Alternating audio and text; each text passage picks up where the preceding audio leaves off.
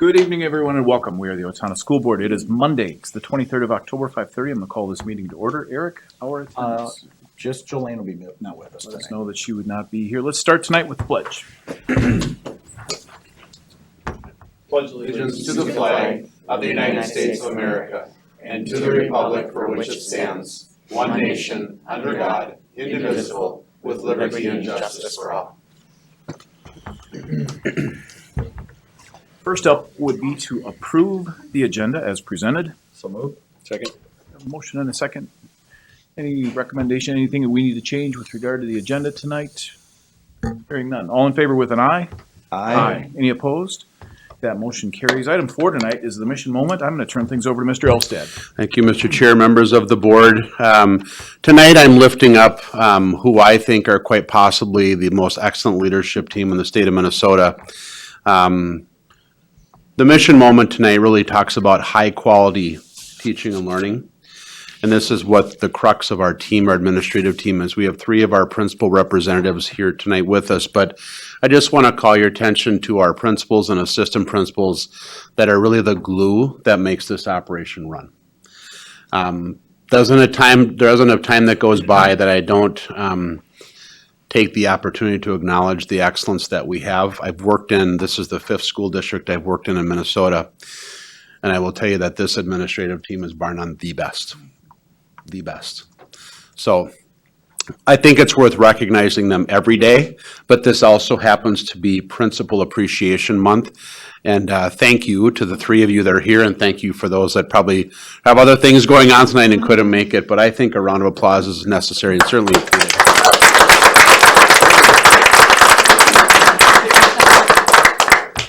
Thank you. We'll move on. Item 5 tonight is public forum. In addition to the one card that we have, are there any other cards? There are none.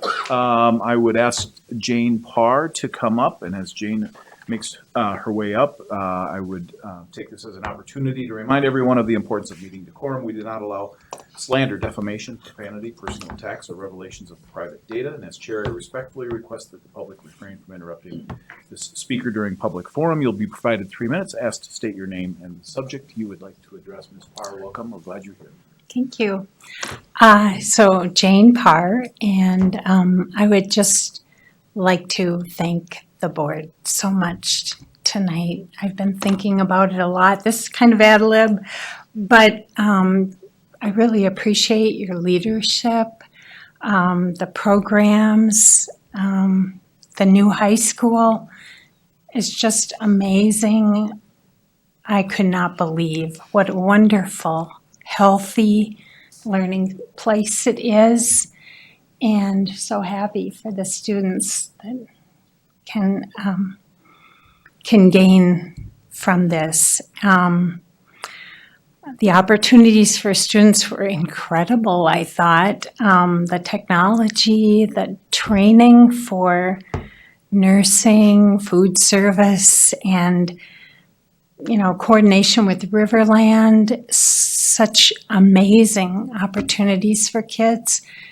And, I come quite often to school board meetings, and I just think your leadership is incredible. So, and also the process with the old high school, but, thank you so much for your leadership. Thank you. Okay, tonight item 6 would be the general information. As part of your report, you had the enrollment report. Anybody have a question or any questions for Mr. Elstad or members of his staff with regard to the report? Okay, hearing none, we'll move on. Item 7, no action required by us. The first would be board forum. Deborah, if you don't mind, I'll start down on your end of the table. We'll make our way around. I don't think I have anything. Yeah, just a couple quick reminders or updates. So the policy committee continues on a fairly routine, regular pace, about once a month. So we'll continue with that process because there's a lot coming your way. I know finance committee, we're working to schedule a couple of those meetings coming up. So we'll be busy there. And then just a reminder at our work session, we'll be looking more closely at our work plan for the board. We worked on that a month ago. So you'll see a revised copy of that come back around. Thank you. We had a facilities meeting here just before the board meeting, and a couple of just quick updates with regard to that. MEA landed at a good time for construction because it allowed workers to get in and take care of some things that they had not been able to get at during the work day in the new high school. So that cuts down on class disruptions.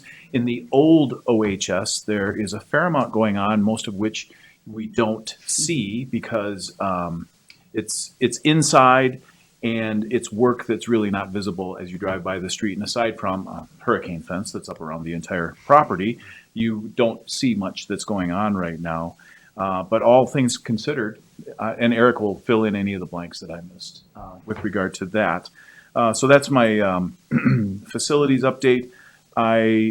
You're going to hear more about this several times, but this might be our last meeting here in this location because the facility over at the City Council chambers is much, much closer to being finished. So in that event, our next meeting will be over there. And my last comment would be, here not long ago, the governor's pheasant opener happened. And I mean, truthfully, it was a great opportunity for a spotlight to shine on Owatonna. And I happened to have been in the breakfast pre-morning or the morning of, and the governor spoke. And to hear the governor speak as excitedly about our new high school as he did about the opportunity to spend time in the outdoors and do some pheasant hunting. It was just it was a neat day to hear the governor speak extemporaneously about our new high school. So with that, I'll move it on. Tim. Nothing for me. I think you covered everything, but good. I think we're all right.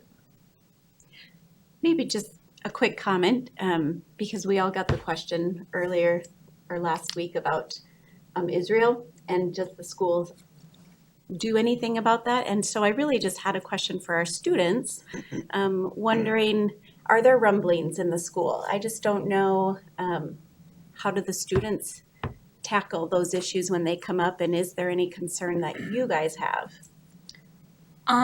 I'd say that doesn't really get, I'd say that's something that doesn't get discussed in our, the place that would be discussed is our history classes. When I was in 8th grade, there was more discussions about politics and things going on in the outside world, but when you're in high school, there's a lot more stuff to roll through and get through. I'd say it doesn't super come up, but I'm sure students are aware, for the most part, of things going on there if they keep up with the news, the basic news. I think I would echo a similar point. I don't think that political conversations are facilitated at the Owatonna High School, or at least I think students are more focused on the amenities of daily life as opposed to the political situation pertaining to Israel and Palestine. So I think it's a wonderful comment, but however, I just don't think I've observed that phenomenon. As I left the school, I saw Red Ribbon Week is getting set up there, which is super cool. Tons of streamers getting hung about. What's Red Ribbon? I believe it's about signing to say no to drugs. Is that correct? Yeah, so I think Yeah. SHOC leads an initiative Yes. to essentially allow for the student body to understand more about drug initiatives or anti-drug initiatives. And then mock trials first meeting of the season, I believe, is tomorrow. When Tim Walls came to do his tour of the high school, I got to see him. The robotics team was packing up and doing a lot of stuff there. So he stopped by. Robotics team got a photo with him, and it was super fun, super awesome to meet him. I think I have some interesting news. So on Wednesday, the OHS Magnet went to the University of Minnesota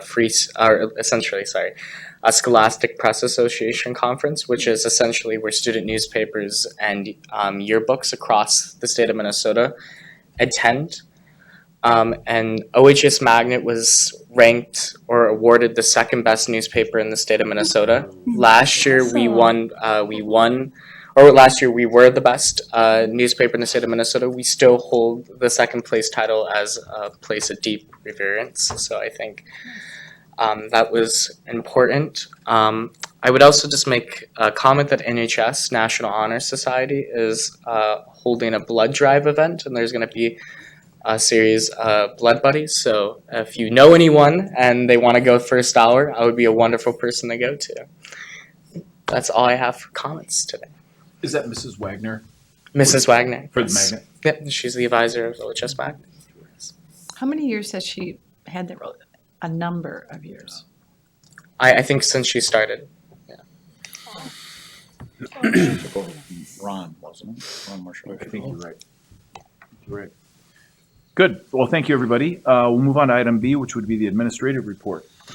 Yeah, touching base on a couple of things tonight. You mentioned I'll kick off with our new meeting space. So just this afternoon, Sarah Hoffman and I were able to meet with Jenna Tuma from the city. She gave us an update as to the new meeting space. It will be completed. In fact, I believe November 7th, the city council is holding their first function there. And then November 13th, we are on track to hold our work session at the new space. So this will in fact be our last formal board meeting in this space. And then November 21st, they're planning for a ribbon cutting, and there will be invitations sent to that for all those that would like to partake in that as well. The new space is set up for more permanent sort of table area, technology. So there will be a confidence monitor for the board that's right in front of the speaker, so you can see the material that's being presented there, as well as areas for you to plug in your laptops and things at the board table itself. The other thing you'll find there is that there is about seating for about 100 people in that space. There's a technology booth, so our own staff, in fact, Ian and Mike Halverson will be going for the training so that they'll still provide the AV support for the board for those meetings. So it's exciting to move into that new space. At the November work session, speaking of that work session, there'll be a couple of things. I will be doing a 90-day goal update for you as requested based upon our work earlier this year, so I'll be reporting on that. Also in November, I'm working with both Sarah and Lori Bugler to create the State of the School address.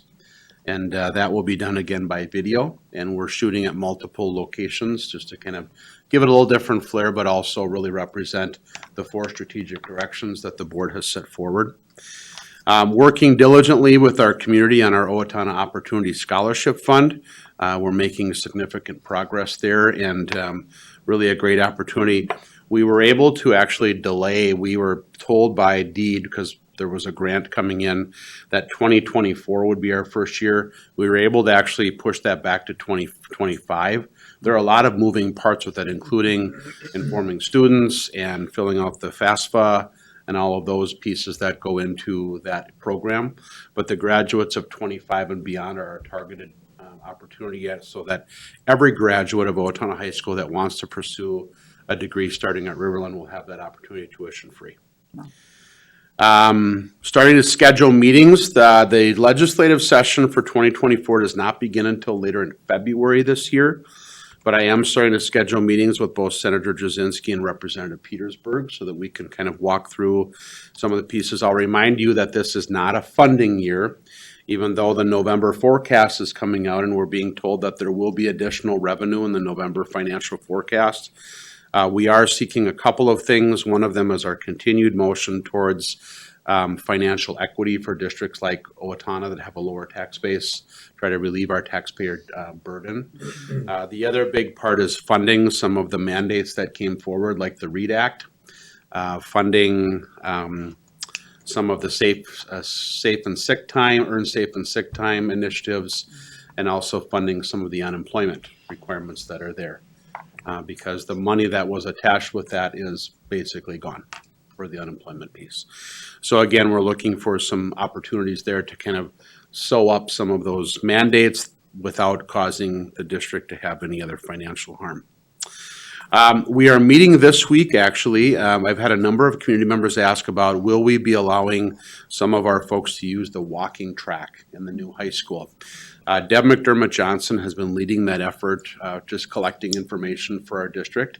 And she's done a great and really diligent job of collecting a number of different sort of districts that have similar facilities. And so we're actually meeting later this week to sort of formalize our plan. Our plan all along was to try to get something formalized by the end of first quarter, which is in a couple of weeks. We're getting closer. we're getting closer. So again, just wanted to update you on that. And then I wanted to make comment, actually, there was a piece that Elizabeth had lifted up around international news.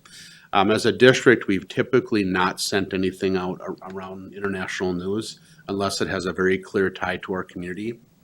But furthermore, this is consistent because I'm thinking back to when Russia invaded Ukraine. We did not indicate there was a message there either. We certainly don't condone violence, and we would love to have a peaceful world all the way around. But again, we typically refrain unless there has a real clear tie to our students.